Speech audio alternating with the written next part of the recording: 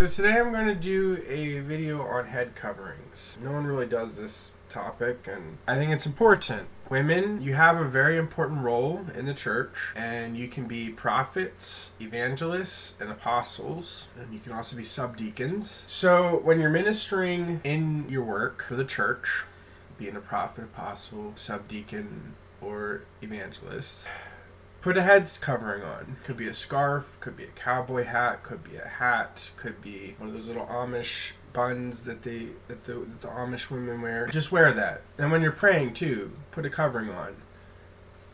Because this will show your submission to the gospel, and you'll put a good example out there for other women, showing that you are obedient to the Word of God. Now, many people take exception to that and say, well, I'm an equal person to a man. And it's like, well, there are things you can't do, just like there are things men can't do. Men can't have babies. Women can't hold authority over men. So this head covering shows your submission to the Word of God, and it shows you're holy. Now, men, you can't have a head covering when you're ministering or when you're praying. So when you're praying, take off your hat. When you're praying, take off your hat. When you're doing ministry, don't wear a hat, because again, you have the figure of God in the relationship, you have the figure of Christ in the relationship. Where the angels reflect God, women reflect men. That's why they wear a head covering. So the man is the type of Christ and the covenant, and the woman is the type of the church. And the church is in submission to Christ. So